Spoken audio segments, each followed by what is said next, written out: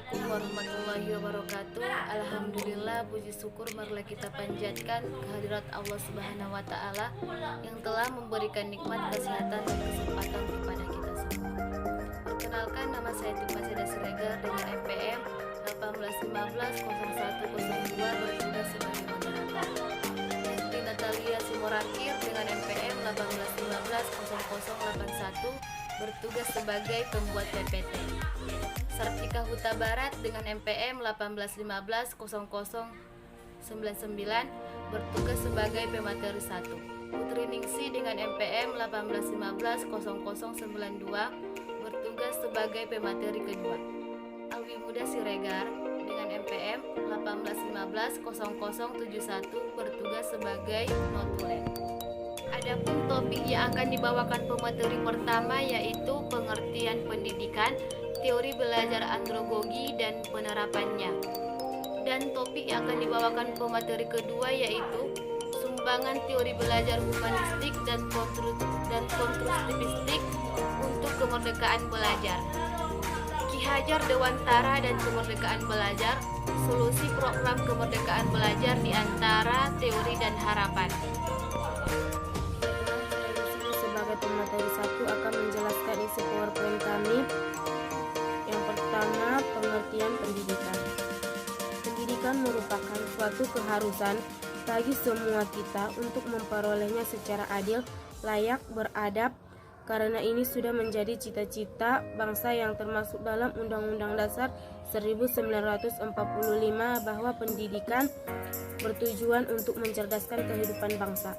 Pendidikan juga bertujuan untuk memanusiakan manusia yang sering kita dengar, tetapi tidak banyak yang tahu bagaimana implementasi memanusiakan manusia dalam kurikulum pendidikan dan kegiatan sehari-harinya di sekolah. Belajar merupakan suatu tindakan dan perilaku siswa yang sangat kompleks dalam mencari dan menerima suatu ilmu pengetahuan. Dalam belajar terdapat interaksi antara guru dan peserta didik untuk mencapai tujuan pembelajaran. Tujuan pembelajaran akan tercapai jika penerapan pembelajaran sesuai dengan kondisi peserta didik yang beragam.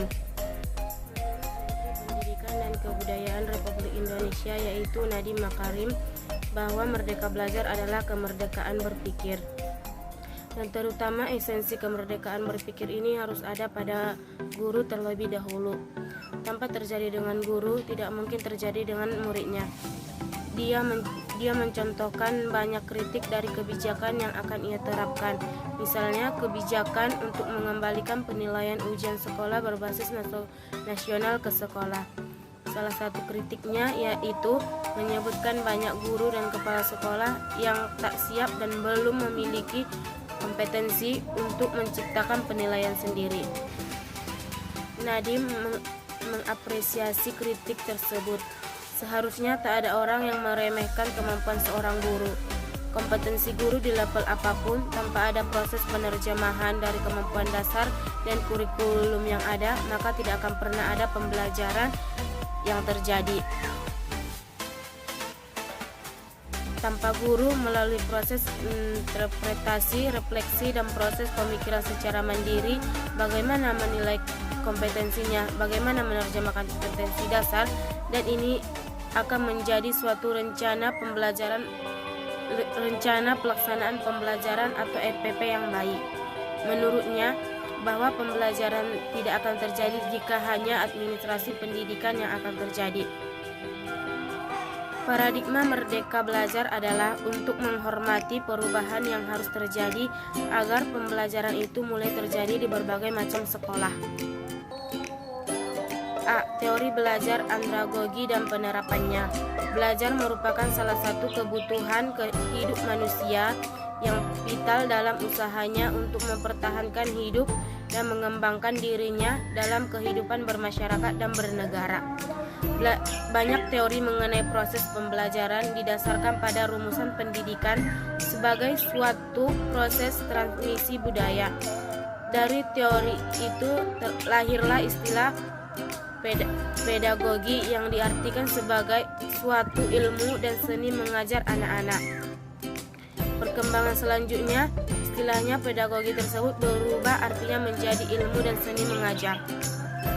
1. Konsep andragogi. Secara etimologi, andragogi berasal dari bahasa Latin, yaitu andros yang berarti orang dewasa dan agogos yang berarti memimpin atau melayani. Knowles mendefinisikan andragogi sebagai seni dan ilmu dalam membantu peserta didik atau orang dewasa untuk belajar. Berbeda dengan pedagogi, karena istilah ini dapat diartikan sebagai seni dan ilmu untuk mengajar anak-anak. Andragogi adalah suatu model proses pembelajaran peserta didik yang terdiri atas orang dewasa. Untuk itu, pendidik hanya mampu membantu peserta didik untuk yang pertama, mendefinisikan kebutuhan belajarnya, kedua, merumuskan tujuan belajar, ketiga, ikut serta memikul tanggung jawab dan perencanaan dan penyusunan pengalaman belajar, dan yang terakhir, ikut berpartisipasi dalam mengevaluasi proses dan hasil kegiatan belajar. Dengan demikian, setiap pendidik harus melibatkan peserta didik seoptimal mungkin dalam kegiatan pembelajaran. Di sini saya akan menjelaskan bagian B, sumbangan teori belajar humanistik dan konstruktivistik untuk kemerdekaan belajar.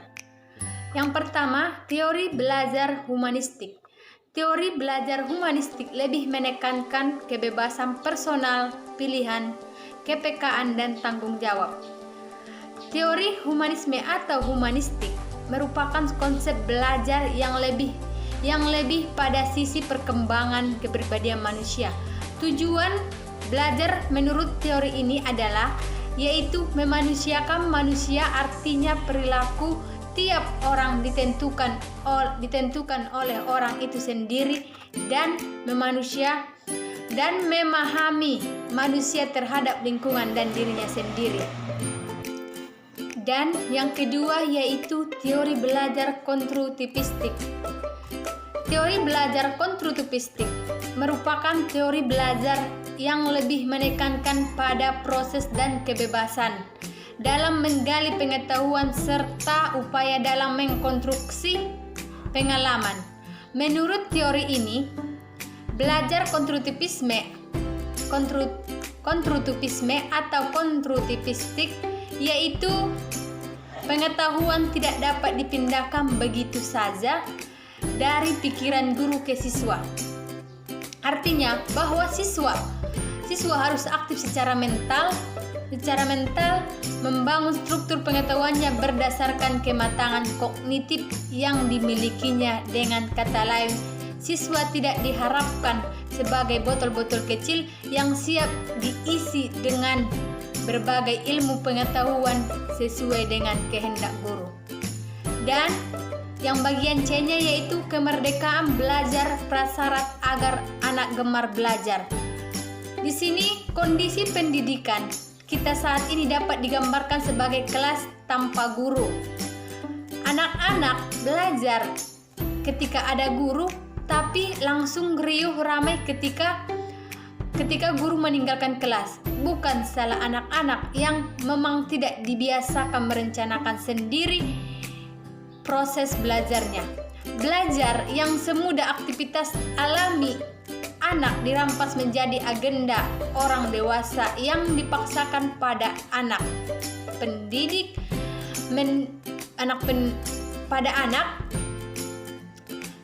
pendidik mendikte di mana dan kapan waktu belajar tanpa dipeduli. Dan selanjutnya di sini bagian D-nya Ki Hajar Dewantara dan kemerdekaan belajar. Di dalam penulisannya di sini ada caranya anak-anak berpikir, yaitu jangan selalu dipelopori atau disuruh mengakui buah pikiran orang lain. Akan tetap biasakanlah anak-anak mencari sendiri segala pengetahuan dengan menggunakan pikirannya sendiri. Ki Hajar Dewantara atau buku pengantarnya Taman Siswa 30 tahun 1922 sampai 1952. Anak pada dasarnya mampu berpikir untuk menemukan suatu pengetahuan. Dan kemerdekaan belajar adalah perkara substansial menjadi prasyarat terpenuhinya capaian belajar yang lain. Tanpa kemerdekaan belajar, anak tidak bisa belajar belajar. Tanpa kemerdekaan belajar, pendidikan budi pekerti tidak akan mencapai tujuannya, karena semua perilaku bukan dilandaskan kesadaran. Kemerdekaan belajar dahulu gemar belajar, kemudian mewujudkan kemerdekaan belajar buat anak-anak. Di sini mewujudkan kemerdekaan belajar buat anak-anak. Pelaksanaannya kemerdekaan belajar tidak membutuhkan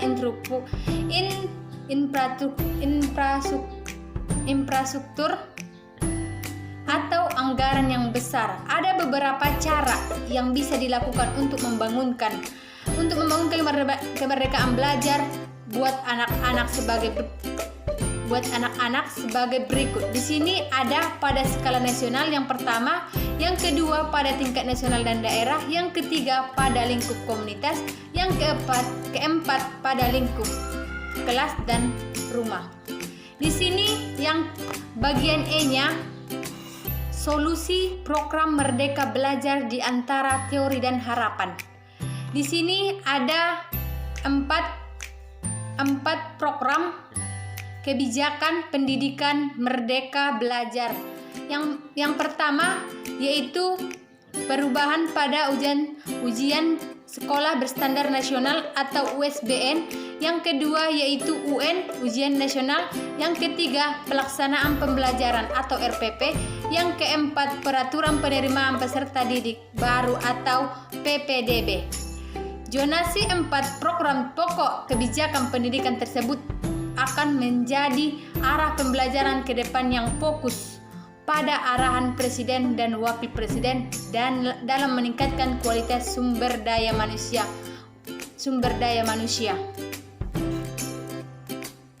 Dari penjelasan kedua pemateri tadi dapat kita tarik kesimpulan, di mana kesimpulan pemateri pertama, pendidikan bertujuan untuk memanusiakan manusia yang sering kita dengar, tetapi tidak hanya yang tahu bagaimana implementasi memanusiakan manusia dalam kurikulum pendidikan dan kegiatan sehari-harinya di sekolah. Dengan demikian, setiap pendidikan harus melibatkan peserta didik seoptimal mungkin dalam kegiatan pembelajaran. Selanjutnya kesimpulan dari pemateri kedua yaitu teori belajar humanistik menekankan kebebasan personal dan tanggung jawab, di mana peran guru dalam interaksi pendidikan adalah pengendalian, yaitu 1. Menumbuhkan kemandirian pada siswa dengan memberikan kesempatan untuk bertindak dan mengambil keputusan. Yang kedua, meningkatkan pengetahuan dan keterampilan siswa agar dapat melakukan sesuatunya dengan baik. Ketiga, memberikan kemudahan dalam belajar dengan menyediakan fasilitas yang mendukung dan memberi peluang yang optimal bagi siswa. Kemerdekaan belajar adalah perkara substansial menjadi persyaratan terpenuhnya capaian-capaian belajar yang lain. Jika ada pertanyaan kami persilakan untuk memberikan komentar di link video kami ini. Semoga presentasi kami ini bermanfaat bagi banyak orang. Sekian, assalamualaikum warahmatullahi wabarakatuh.